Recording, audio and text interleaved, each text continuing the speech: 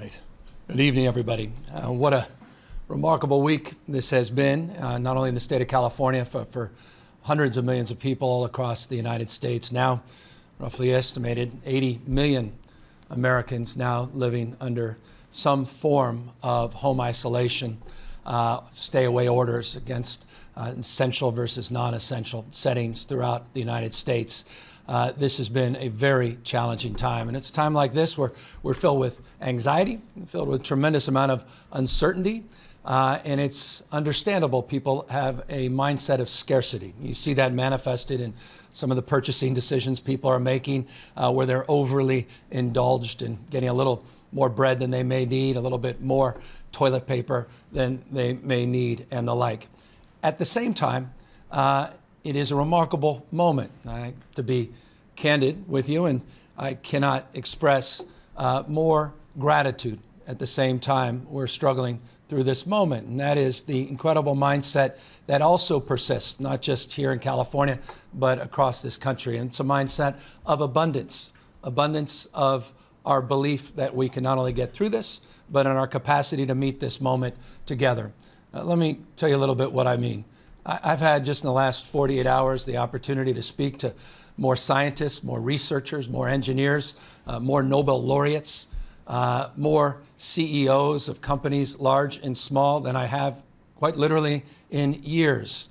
I had the opportunity to have a conversation with Tim Cook, who stepped up and he said, in addition to the 2 million masks that the Vice President said he would donate to the American people this year and this week, he's going to additionally provide 1 million just for the state of California. Elon Musk working overtime at Tesla to see if he can work with companies large and small, Philips and others, to see if he can start working up components on ventilators. And he announced to me today that he's going to provide 250,000 masks today for healthcare professionals just in the state of California.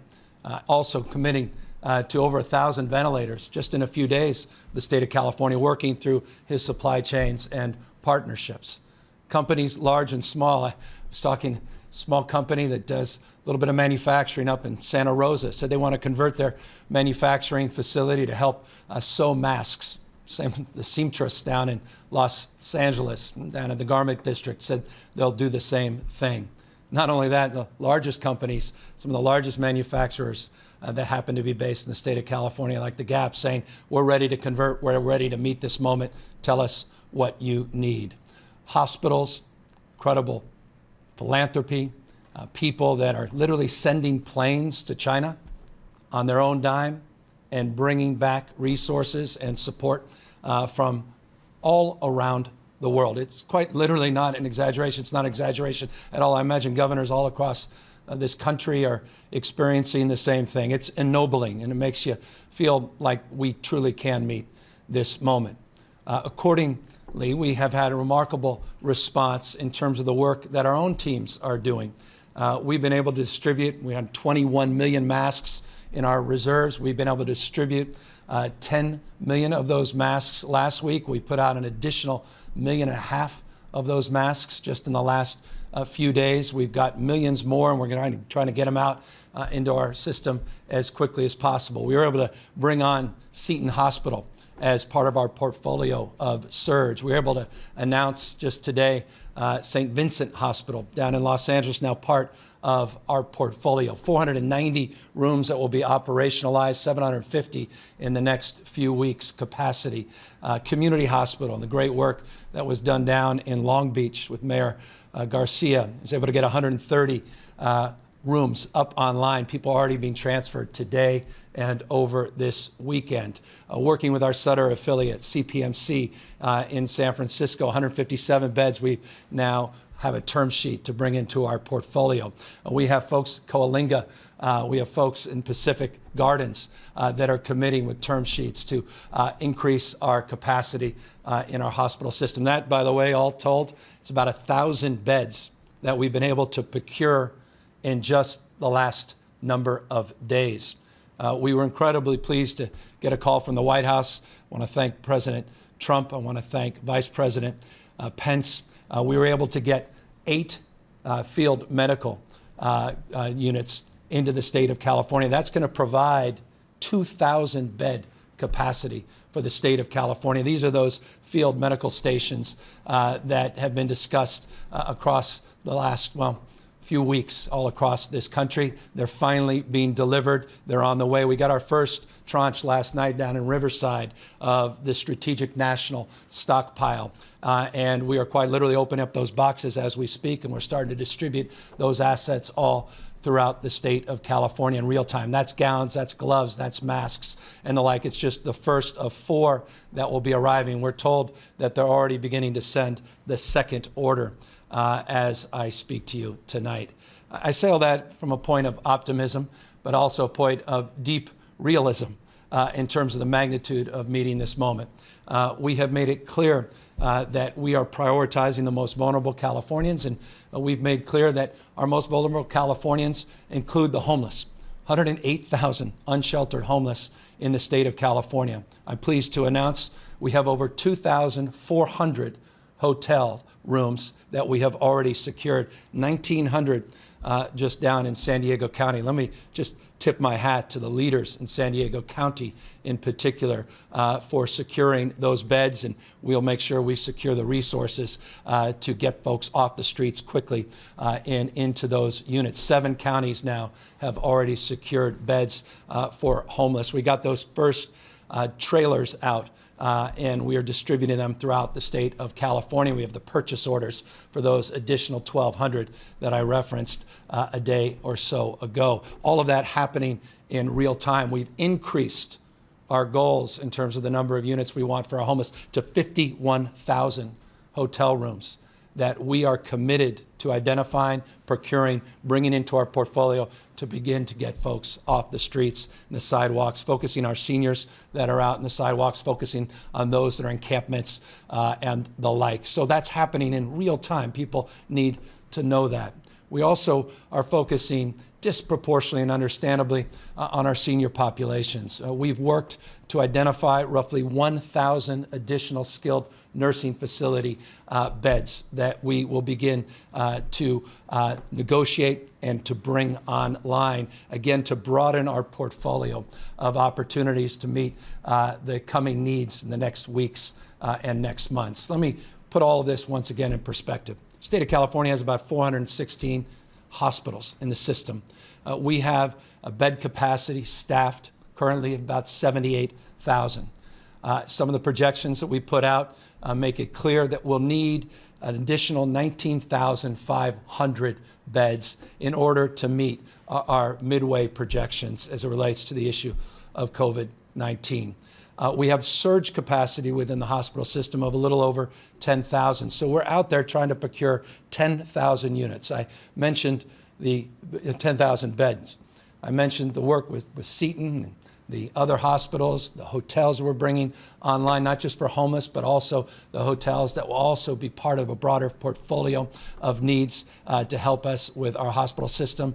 That includes, by the way, support from the Army Corps of Engineers, which were out here yesterday talking about how quickly they can convert those hotel rooms into quasi-hospitals, getting all the electrical and the ventilation equipment and turning those around in real time, working with the dormitories at the UC system, the CSU system to do the same.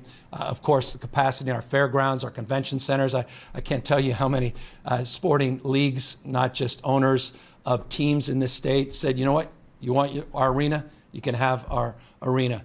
We put together a matrix. It's just rather remarkable. It's almost worth just taking a look. Quite literally thousands and thousands of specific requests and examples that have been given to us in real time of people wanting to help and providing resources. So when we say that this has been a moment, it's been quite a moment of people reaching deep, going to the distance to really help support the cause of the state of California. And again, I imagine this is being replicated all across the United States of America. But again, in the framework of being sober about this moment, to see these freeways in this state, not congested. It was not the way we hope to reduce congestion in this state, and to recognize the number of people that have been laid off and the impacts to the restaurants and hotels, the unemployment claims in this state. 6 days ago, it was 40,000 unemployment claims. The next day was 70,000. Day after that, 80,000. Went up to 125, 135 2 days ago, and 114,000 yesterday. We're waiting for the new numbers as it relates to the claims today. It gives you a sense of the magnitude of those that are struggling at this moment, and I hope the magnitude that we all recognize to meet this moment in terms of the federal support that has to come not only our way, but to states large and small all across the United States. There's a spirit of collaboration, though, as it relates to this moment that also needs to be identified, and that is other governors sharing ideas and best practices with other governors. And I just want to applaud the incredible leadership, the stress that's been placed on Jay Inslee up in Washington State, Governor Brown up in Oregon, just on the West Coast. I was communicating with Governor Bullock in Montana.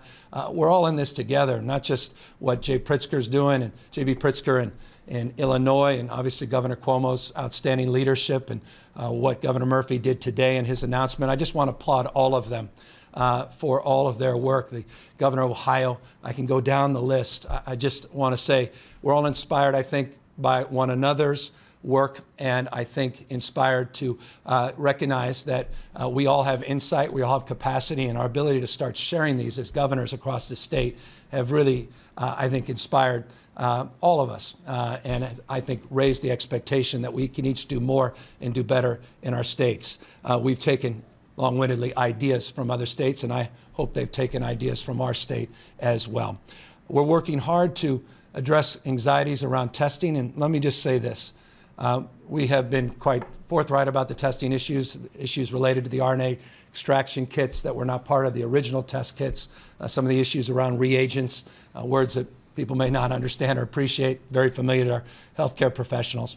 But now the bigger issue is swabs themselves, is specimen samples, and having the media to associate with the specimen samples. And it's just incumbent upon all of us to meet the moment and draw down support for those specimen collections. But as a consequence of that, and as a consequence of the scarcity in the testing that will become more abundant in the days and weeks to come, we need to, I think, have a different conversation in this country around testing. And that is smart testing, targeted testing, and really delineate what's the purpose of testing. My team is no longer providing me just the number of people that are tested positive. They're equally weighting the number of people that are tested negative. We're now looking at it from a community surveillance perspective. We're much broader in many respects, but also more targeted in other respects in terms of the way we're approaching the entire testing protocols. And I think this is something that needs to be replicated, and I think is in other parts of the country. The bottom line for us is we want to know what the spread is. We want to know if we're bending the curve. We want to know if our stay-at-home orders are effective. That's fundamentally the point of testing in terms of the broader sample. The more specific need for testing is self-evident, to change medical protocols, to address the deep anxieties our seniors have, people with compromised immune systems. All of them should be prioritized. People that are in the hospitals that have symptoms, and most significantly, our caregivers, to make sure they remain healthy throughout this process. But in the broader public, if you're young, you don't have any symptoms, I know you may have deep anxiety, just assume that you potentially are contagious and act accordingly. Socially distance yourself from others. Just use common sense. Be a good neighbor. Be a good citizen. Those young people that are still out there on the beaches thinking this is a party, time to grow up. Time to wake up. Time to recognize it's not just about the old folks. It's about your impact on their lives. Don't be selfish. Recognize you have a responsibility to meet this moment as well. I was talking to my kids the other day. My son said, "Why aren't you letting me outside?" I said, no, stay at home has a framework of common sense. I said to Hunter, I said, you can go outside and play basketball. I said, just don't invite the neighbors and all your friends to come over. Use your common sense. And I want to encourage people to think accordingly.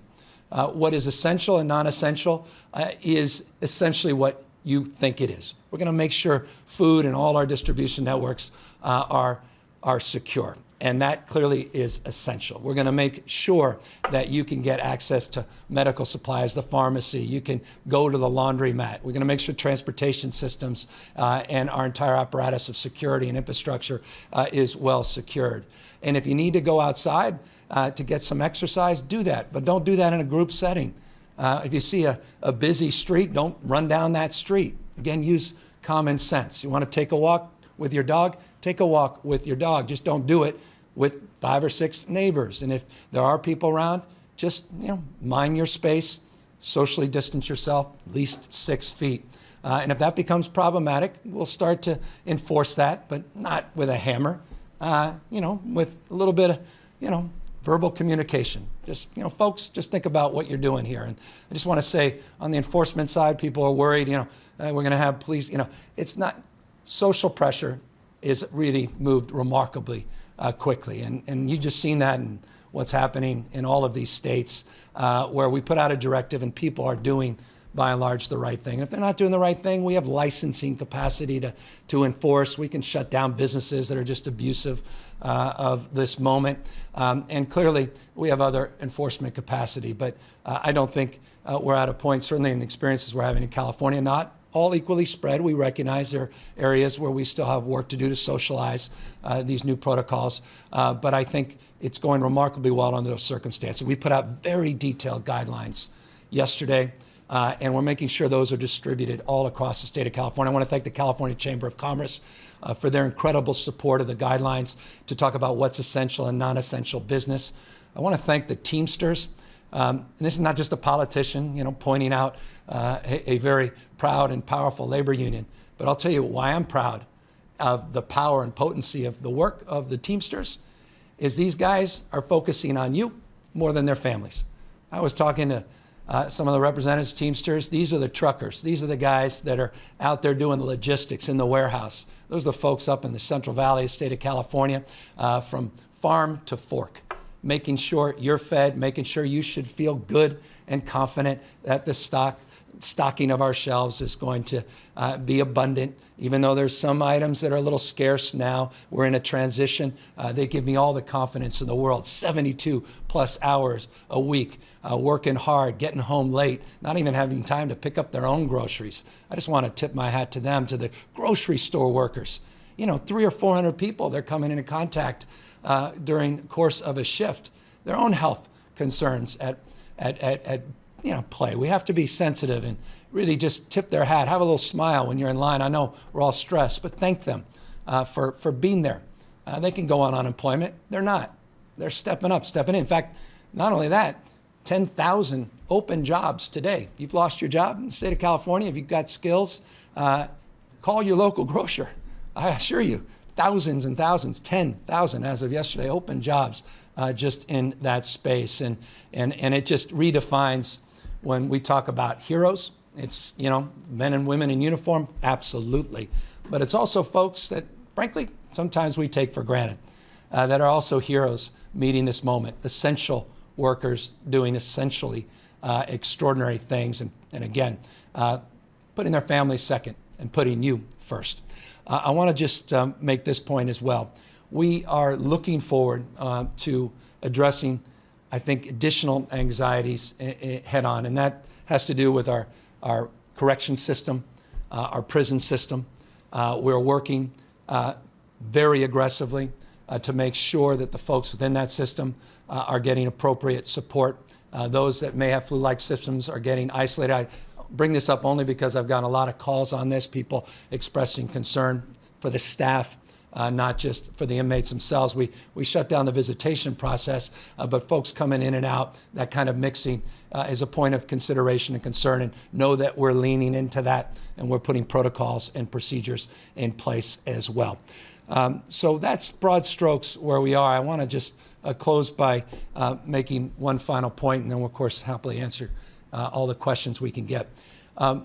We need more support from the federal government, and I'm very, very encouraged by the conversations we're having on the USS Mercy, on the conversations we've had directly with the President and the Vice President, on the strategic stockpile, and the work that we're doing, not just with HSS, but DOD, on getting these mobile field hospitals out in the state of California as well. Pre-position, make sure we're anticipating where we'll be in a week or two, and making sure we meet that moment. And so in that spirit of collaboration and cooperation, the spirit defines this moment, I want to just open up to questions from the press. And again, thank everybody for their remarkable patience and understanding during these very, very challenging times.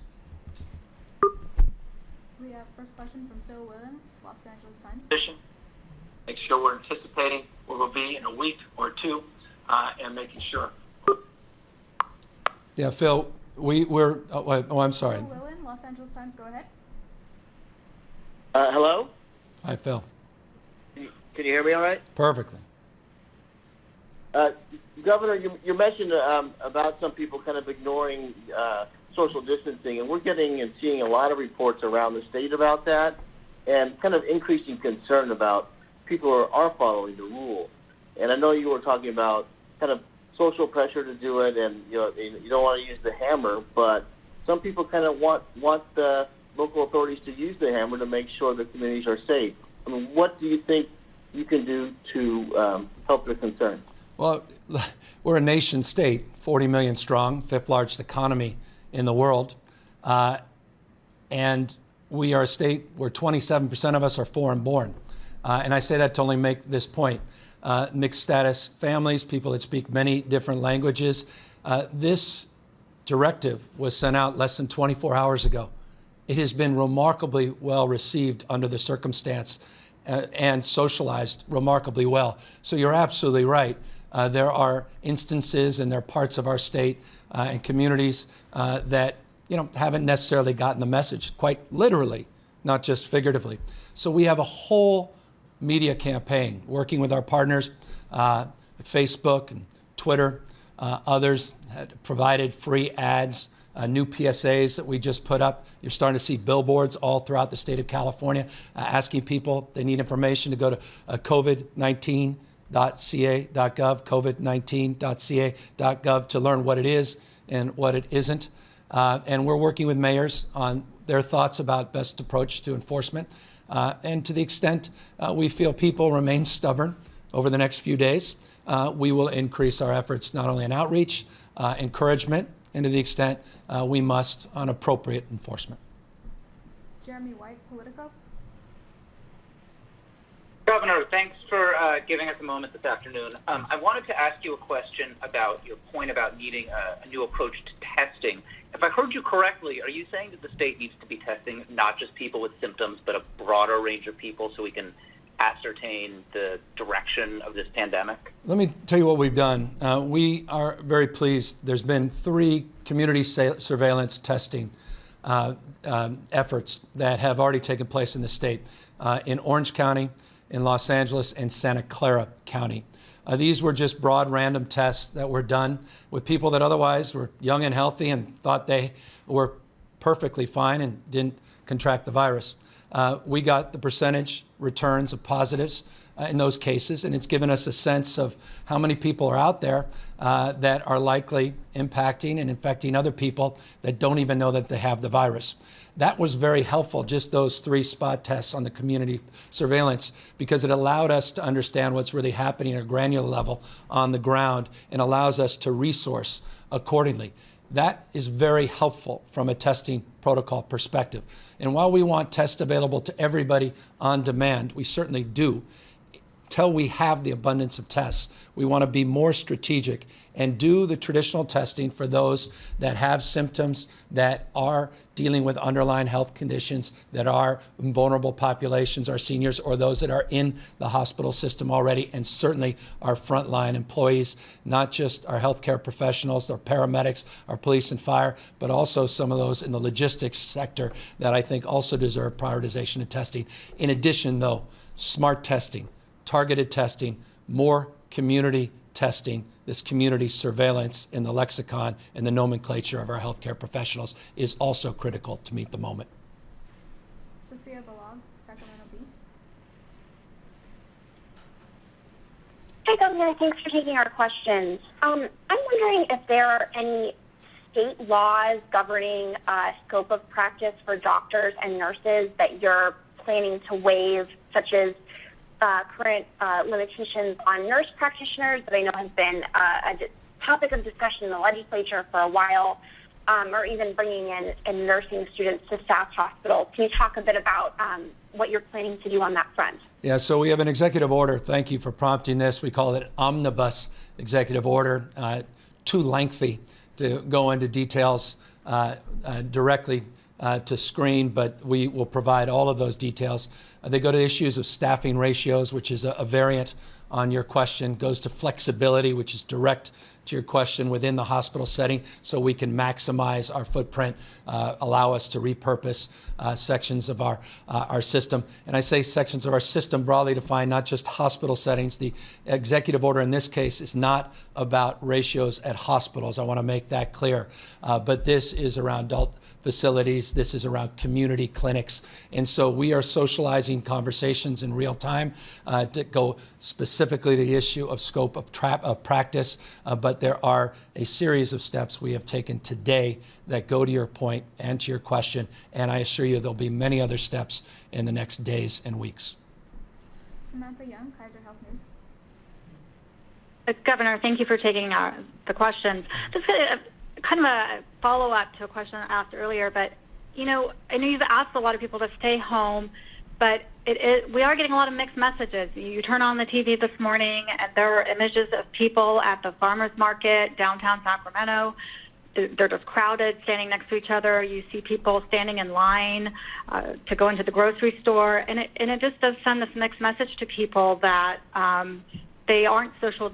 There's no social distancing going on, and this is, a lot of people I talk to say, well, that's not fair. This doesn't seem to be working, and we're just staying in our houses. And I'm wondering, what your message is to people when they see these things on TV. Well, I don't know if it's mixed messaging, because I'm not sure that's an intentional message. It's a mixed practice that is occurring throughout the country, not just here in California. Again, I'll remind everybody it's been less than 24 hours since our stay-at-home order went into effect. For many other states, it's the same.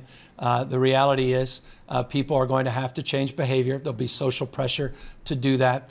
You should have distance, at least 6 feet, between people when you're queuing in lines. And it's good that folks that are being pushed up against one another to remind their neighbors in a loving way of those protocols and those processes. And I think you're also seeing images of people taking this quite seriously. You're seeing streets in cities large and small that are vacant, that are empty. And you're seeing, no kids in playgrounds. So you're also seeing those quote unquote messages that people are also receiving. So this is part of the process and protocol. It's going to take a little time to see advanced. And, we're confident people are going to start changing behaviors in real time. I know it feels like 24 hours in California. It's been a couple days in this state, forgive me, but it's nonetheless very early in this process. And I think people are going to meet this moment. Hannah Wiley, SACB. Hi, Governor. Thanks for, I'll echo everybody else. Thanks for taking time to talk to us. Can we talk a bit about California's plans to potentially create its own coronavirus test or develop drugs independently from the federal government? And what might that look like? Or have you had those conversations or initiated those steps to get there? We had a pretty remarkable conversations. I was pleased to have just yesterday with the CEO of Genentech, California-based company, CEO of Gilead, California-based company. The reason I bring those two up is not only they're home-based companies, but they're very top of mind as it relates to what President Trump and Vice President Pence, as well as other representatives from federal government on the task force, have been referring to some of these treatments. We are in the state of California in deep partnership with those companies. The UC system and its 5 hospitals are in advanced trials with many of the drugs that have been referenced in the last few days very publicly. So we already are deeply advancing those protocols and partnerships. I was on the phone with the CEOs just to ask what more they need from the state of California, more they need from our research institutions and the like. And so I'm very, very comfortable and confident that those are proceeding. I don't want to get ahead of my skis. I don't want to get into some of the details of where they think we are. That's being discussed more appropriately from a national perspective. But no, California is trying to amplify that research, amplify the focus on treatment, and really look to see once those treatments become available that they're made readily available in not only the state, but can be produced at a scale, manufactured. A lot of those facilities are in this state to provide the needs of the American people. Laurel Rosenhall, Cal Matters. Thanks. Hi. You mentioned at the beginning a bunch of companies that are stepping up to help make supplies, and I was just wondering if you could tell us specifically some of those companies and how that happened. Did you approach them? Did they approach you? Give us a sense of the backdrop. Let me give you a specific. I know a lot of folks in this country are talking about, well, it's time to start imposing ourselves from a federal perspective, along lines we've done in war, a little bit during Katrina, as it relates to Defense Production Act. And I think that's a healthy conversation. Let me say that's already happening here in the state of California. Here's a specific proof point. We reached out to KR, who runs Bloom Energy in the state of California, manufacturer here in the state, well known to Californians, particularly in the green energy space. KR said, what do you need? We're ready to go. And we said, well, why don't we test this? You produce these remarkable fuel cells that are power fuel cells. You've got all kinds of technical capacity. We have all of these old ventilators that we've been storing for years. They have to be repurposed. The manufacturer said the following: to repurpose about 200 of them is going to take a month. We challenge you to do more and do better. And so KR sent me a photo today, not making this up, of 24 specific ventilators that he got done just in a few hours. And he says, come down, certify these, inspect them. And if these things are certified and we're confident you're going to sign off, give us the rest. We're ready to go to task. We're already repurposing in this country. We're already repurposing in the state of California. Reached out to Elon Musk, said the same, says, look, I'm on this, not just for Tesla, but SpaceX. I know other people have been calling him all across the country. He's not just looking, I don't want to speak out of school, on the ventilator side and the parts side, but he's also looking with his remarkable capacity on 3D printing and other things that he could provide. So you're already seeing this manifest, certainly in the state of California, and I got to imagine that is replicated in other parts of the country. And so I hope folks know that, and those are just two very specific proof points. Jim Roop, Westwood One News. Governor, thank you very much for taking our questions. There are two concerns that we're hearing about. Number one is the policy that's in place for protections from foreclosures and evictions. I think it's through May 31st is what you have now. And when people go back to work in the middle of May, let's say, and they start working for 2 weeks, they're not going to be able to catch up to really start making those payments from the weeks they've been out of work. So would it be prudent to allow the policy to say from the time you go back to work, you're protected for 60 days? That's the first concern. The second concern is the homeless situation. The people that are being housed in these assets that you're procuring, which is great. And by the way, no one's complaining about these policies, but these are some concerns. What happens when this crisis is over with those people who were homeless and now in these assets? If the plan is for them to remain housed, what is that plan to facilitate that? Thank you. I appreciate that, and we are putting that together in real time. Trust me, that's deeply part of our conversation. We're not just thinking situationally, we're also thinking sustainably. Every decision we're making is done very pragmatically in a sequential way. We're just breaking these things down, problem solving in real time. And so we're trying to address the acuity of the crisis in the moment. That's getting people off the streets, getting them into these units, and then anticipate the challenge in 3, 4, 5, 6 months. We hope 3, 4, 5, 6 months as this current crisis begins to shift, and then we have to deal with that issue. So that's part of our protocols and process. And by the way, let me just be straight with you and candid.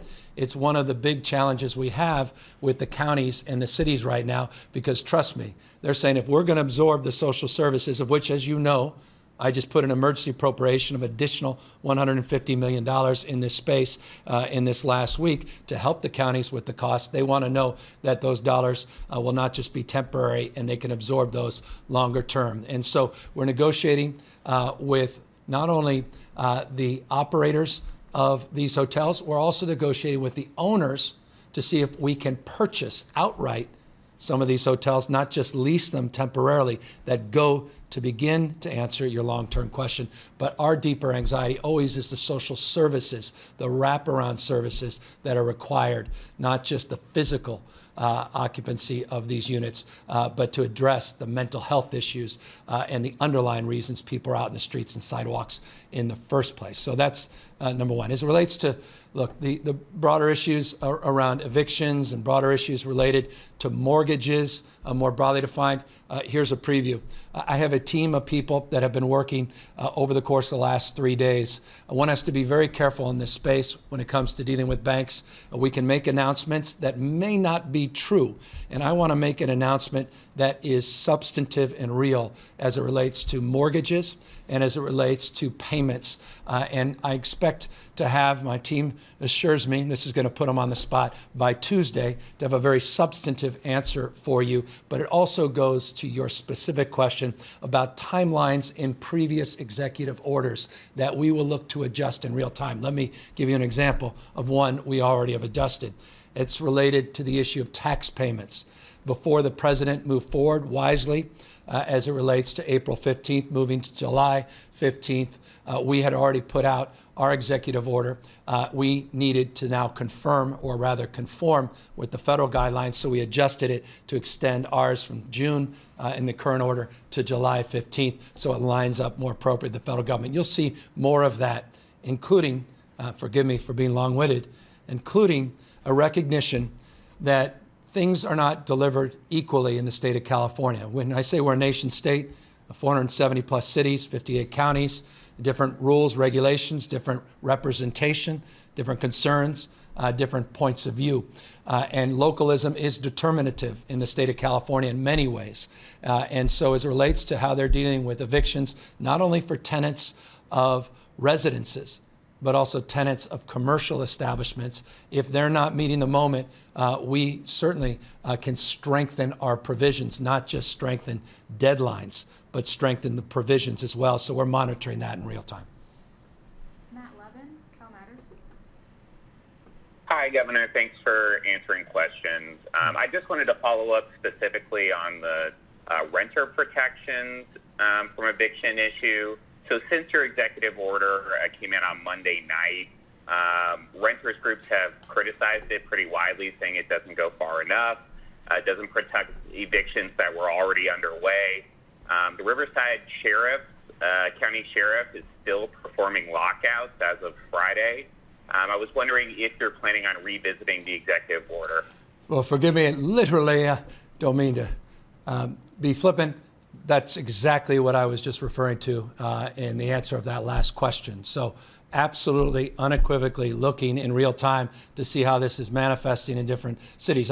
You could contrast Riverside to the incredible work they've done in Los Angeles and San Jose and in San Francisco. Those are points of contrast where they've taken it to a whole nother level, but there are parts of the state where they haven't. And so the answer is absolutely, we're looking to make adjustments in real time, and that's a perfect example of why it's appropriate that we have that mindset. And we'll be moving, as we're moving, quite honestly, in 100 other cases and 100 directions. We're going to move to address that based upon what's happening at the local level and based upon that legitimate anxiety. John Myers, Los Angeles Times.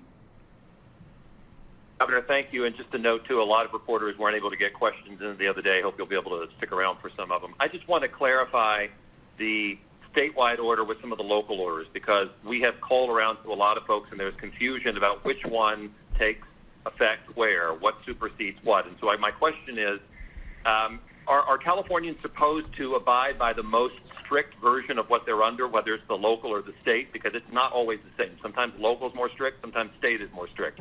Obviously, I'm not talking about the areas that didn't have a stay-at-home before. I'm talking about the ones that have a local one. What are they supposed to do there in terms of following which order?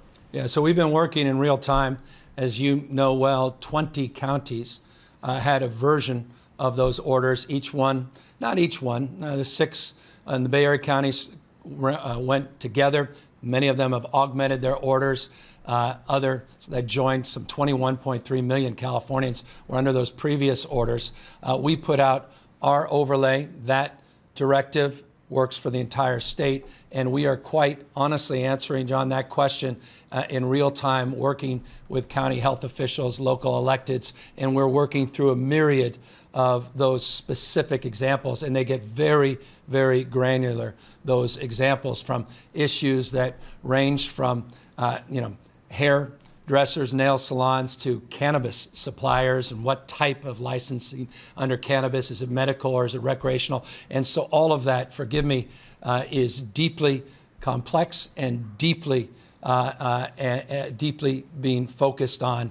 But there are 16 core constructs that go to essential services that are universally accepted, and that is the architecture for the statewide overlay. And then we are working to address more of these nuanced one-off issues, and we are not ideological about this order. When I submitted this order, you recall me saying specifically that we're open to argument, interested in evidence, and that we will iterate and we will listen to the changing applications and concerns related to it, and work with our local partners.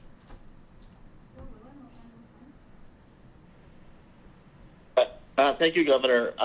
One more question. I mean, you talked about surge capacity, and it's one thing to add 10 to 20,000 new beds. It's another to have the doctors, nurses, and support staff to support that. And I'm just curious about where those medical personnel are going to come from. And on the military mobile medical units that you were talking about, do they include doctors and nurses from the military? Yeah, I mean, well, as it relates to the specifics around Seton comes with staff. St. Vincent does not. We're working to procure staff. Community Hospital in Long Beach substantially comes with staff, and we are augmenting. So the answer to that question is it depends on the specific site, the specific facility. As it relates to the federal assets, there are 2 different sections of assets that are being provided, both the Department of Defense and then HSS. As it relates to the HSS assets, there are more physical assets, and there is some human support, human resource support, but we have to augment, and we are doing so in real time by making sure that we are getting additional staff. Let me tell you how we're doing that. In the omnibus executive order I put out today, it includes retired annuitants, and we're providing more flexibility to bring people that are retired into that system. I mentioned 2 days ago, as you may recall, surveying with our largest public employees union, all of our state employees. We have firefighters, paramedics, we have healthcare professionals that also are part of this larger conversation, and we're seeing how we can redirect and repurpose some of those job descriptions to provide for that additional surge. Obviously, working with our hospital system and our nurses and others. So that's a big part of this conversation, and trust me, front and center in terms of our deliberations.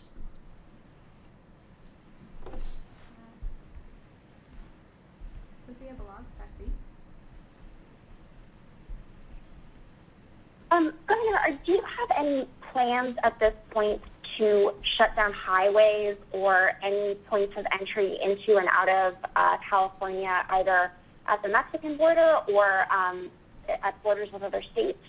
No, we have no plans at this moment. I'd be candid with you.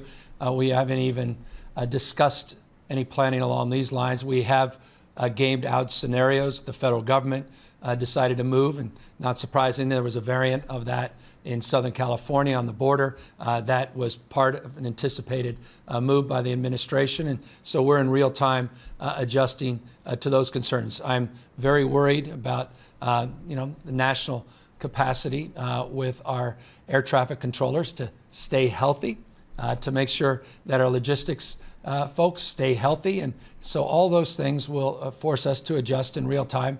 As you know, and this shouldn't alarm people, but we put out 500 National Guard, not to shut anything down, not for enforcement operations, but humanitarian work to provide for our food banks. I should just note, we've seen food banks, number of volunteers at food banks drop. And here just in our backyard, Sacramento, 2 days ago, they were down 65% of their volunteers are not coming to volunteer. So we have a whole volunteer effort, and the National Guard is part of that. Just remarkable group of young men and women that are out there, getting on those trucks to make sure supplies are taken off the shelves, making sure folks are getting appropriate deliveries from our centralized stations, and also making sure that last mile delivery is occurring.